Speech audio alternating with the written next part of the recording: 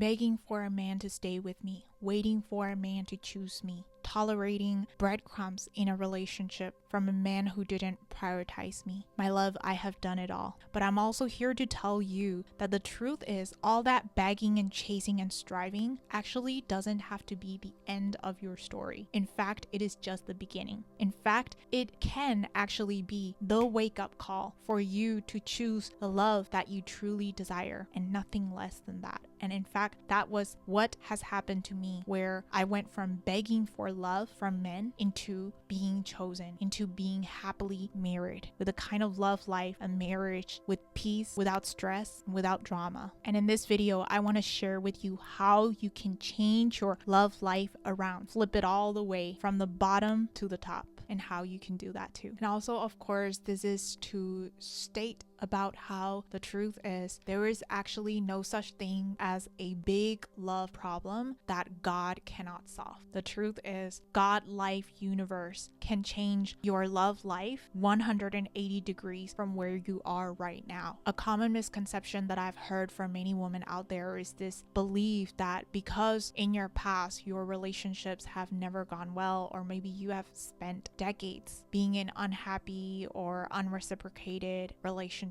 where men do not choose you or reject you or avoid you, emotionally not connected with you. It's common for many women to say that because men didn't do XYZ in the past, it's not possible for the future to be different. And it's easy for you to feel that your past dictates your future. But the truth is, it doesn't have to be the case. Change happens in this present now moment. The choice is up to you. And in this moment, I want to share with you how you can choose an alternative ending to your love life story right now. And of course, if that type of love, lasting love, committed, happy married life is what you're desiring, I'm also gifting free one-on-one consultation sessions for women who are wanting to experience that, so you can check out in the description box below. So without being said, let's get into the video. And so the question is, how did I go from begging for love to instead being loved? To being chosen, loved for who I am, instead of needing to beg for their attention, for their presence. How did I go from this to that? And looking back, what I now see is that the biggest realization that I've seen is that the truth is the reason why I was there and the reason why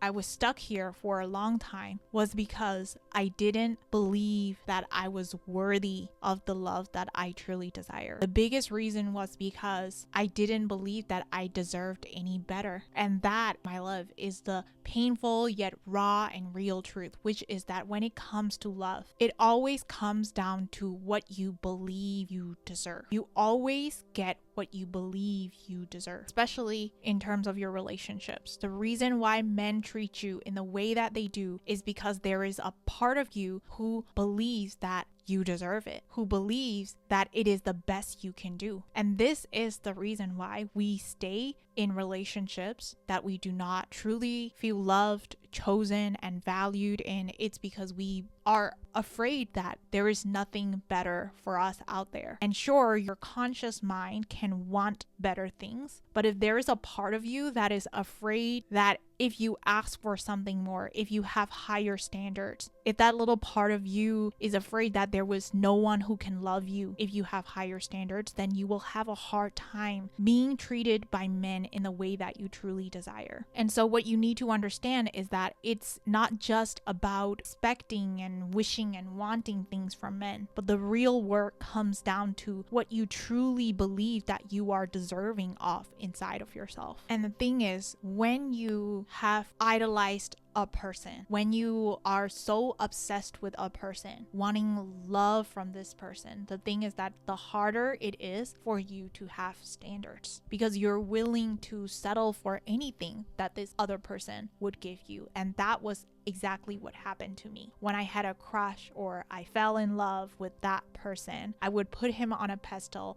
and anything and everything that he gives to me, I would gladly receive it. I would beg for scraps of his attention, scraps of his love. And why did I do that? It was because I was desperate for his love. I thought that the love that he would give me is everything. I was seeking and searching for love. I was desperate and hungry for love. And that was what made receiving love hard. Because how can you have standards when you are hungry? How can you have standards when you are starving for love? And many women go about their love life from a place of starvation for love, from a place of desperation. Please love me. Please see me. And why do we do that? It's because we idolize this person. And idolization is just a form of projection. We are projecting the image onto him, the image that he is the savior, that he is the giver. And we project because it is what we haven't given onto ourselves. So basically, the reason why you idolize him so much is because you have suppressed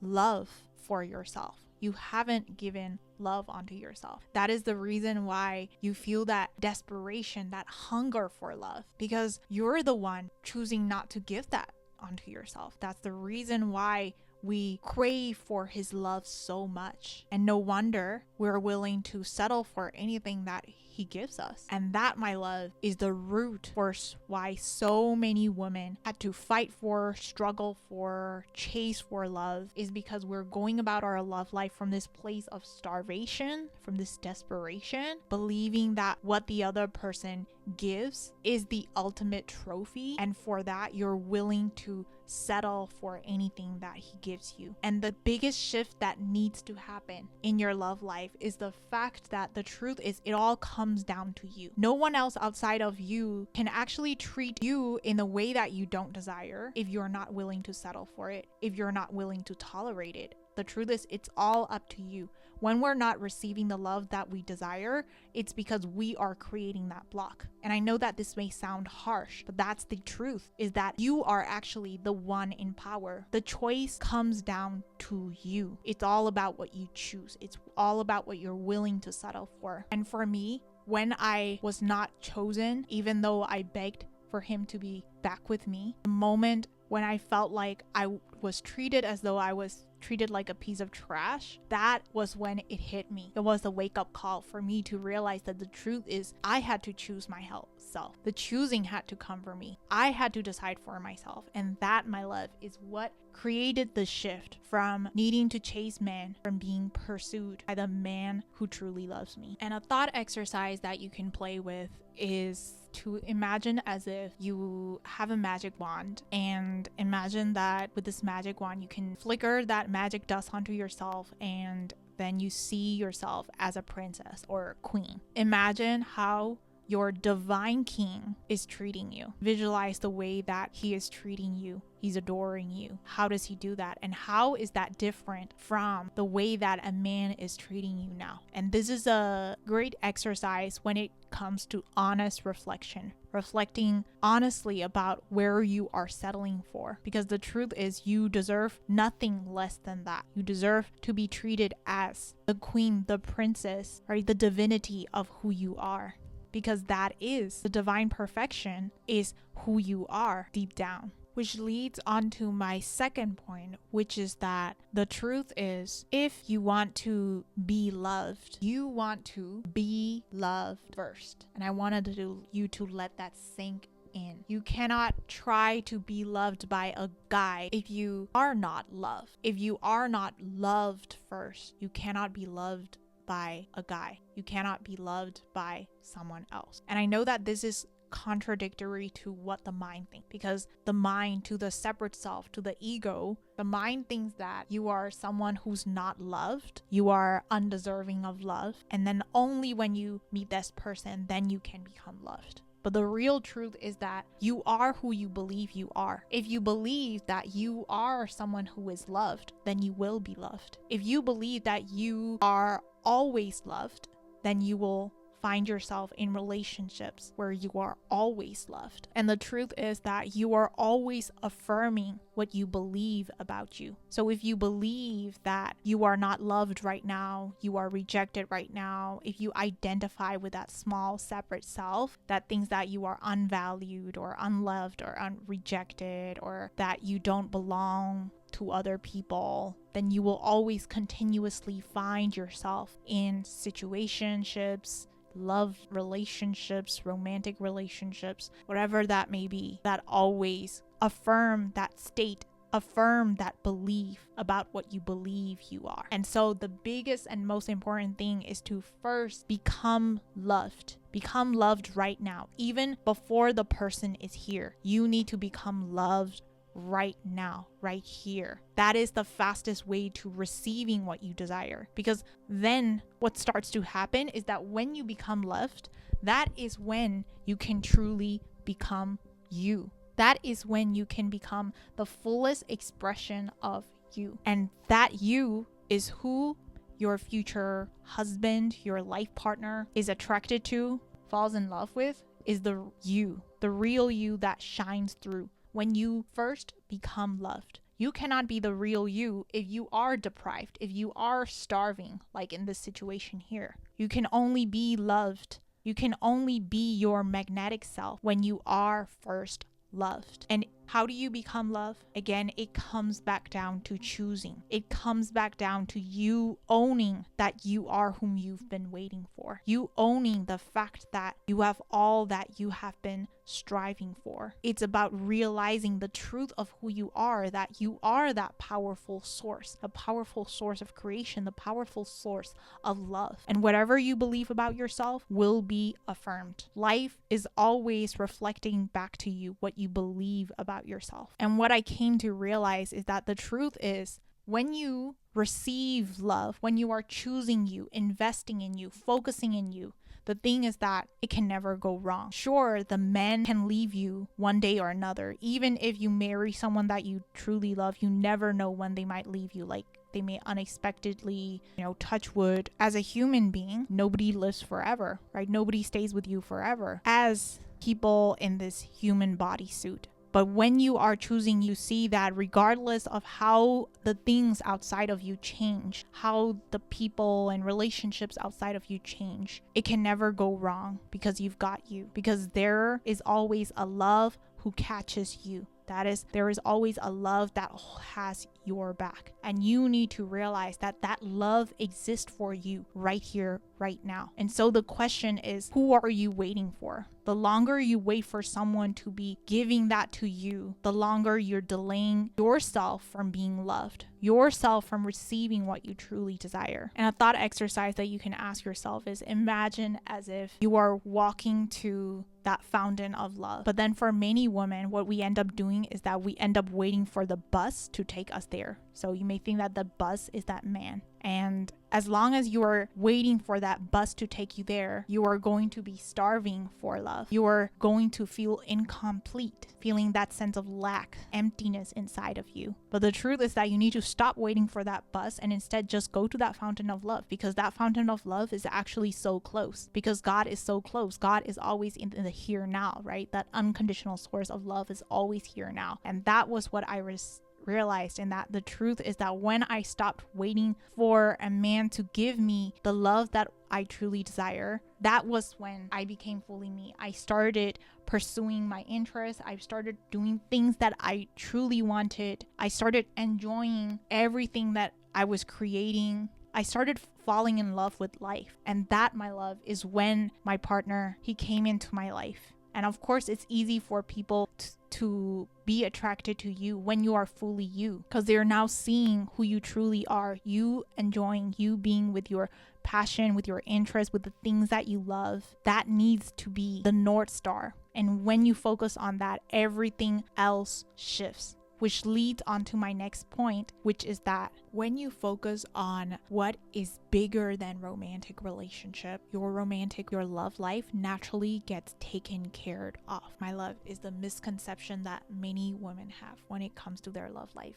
We think that if we fixate more on our love life, we think that it's going to grow. We think that we're gonna get our problem solved. We think that if you're constantly thinking about when he is going to text you back, or where is my soulmate, or we think that if we are thinking more about our love problems, these problems are going to be fixed. When the truth is that the real solution comes in not when you're thinking at the level of the problem, but you need to transcend higher. You need to be bigger than the problem itself. Right? So all of this is to say, when you are fixating on the problems, then these love problems only becomes perpetuated. We get into the cycle of always having love problems. But what actually needs to happen in order for all your love problems to be fixed, what you need to realize is that you need to be at the level that is bigger than the problem. So that means you need to become bigger than your love life. So what does that mean, to become bigger? It means to think about things that are bigger than your love life, to start focusing on what actually matters even more than your love life. And in fact, that was the transformation. One of the biggest shifts that created the change in my love life is when I stopped focusing on the love life, stop focusing on the guy, stop focusing on what I can get, the love that I can get from another person, stop waiting for this guy, stop thinking about all these men, and instead I started thinking about who I truly am. And I don't just mean the I am that is this body mind, but the real I am, this eternal existence. I started thinking about what I actually came here for, right? What you came here for. Those are the things that you want to focus on. The thing is that when you start focusing on big questions like this, the big questions of why you came here to this earth for, what your true potential actually is, when you start going after these things, the fact of the matter is that everything else down the line, including your love life problems, becomes naturally taken care of. So for example, it's just like in this Maslow hierarchy of needs. If you have heard of it, in Maslow's hierarchy of needs, it says that self-actualization is the top level, right? It's the top level desire. And what I've seen in my own life is that when I started thinking about how I can fully self-actualize, how I can fully become my true soul potential, how I can express my true soul potential, everything else down the line gets taken care of, including my social belongings, right? I start to find friends who match me on a deeper level, including my romantic relationships. Love matters. This is one of the Maslow hierarchy of needs. And in fact, when I was focusing on my soul purpose, my soul expression, when I was focusing on all of these, that's when my man, my husband to be, he was taking care of everything else. He was thinking about our future marriage. He was planning the things ahead, right? And I didn't even need to do anything. All I needed was to simply focus on my North Star, what I came here for. Because when you truly are what you came here to be, the people who are meant to be in your life, they make their way to have you in their life. It's as simple as that. And including, of course, down the Maslow hierarchy of needs, there are things like safety and things like that. And similarly, like my housing, my physical needs, these expenses, they get taken care of. For instance, my husband provides me through that too. So all of this is to say, when you focus on who you're becoming, what you truly want to be, the self that you came here to be, that you came here to express, when you do that, everything else down the line gets taken care of, including your love life. And that, my love, is how you go past the problems. And that is when real solution come in, because you are now bigger than these problems. You are now operating at a level that is here for more than just this human level of love. But now you're here for bigger love. You can call that the soul love, the universal love, the divine love. And all you've got to do is to be, and then you receive. Which all of that is to say that the way on how I shifted my love life going from begging for men into receiving peaceful love and becoming happily married, it's not through trying to learn about how to be a wife material or learning about what I need to do in order to make the other person love me and be obsessed with me, but rather changing who I am, changing the way that I see myself, feel about myself, move about myself, express myself, know myself. And the truth is that it can be as simple as that. When you start to change who you are, the love that you receive naturally starts to change too. And if that's the type of support that you're desiring, I'm gifting free one-on-one consultation sessions for women who want to experience lasting love and life partner. You can check the link out. It's in the description box below. Much love.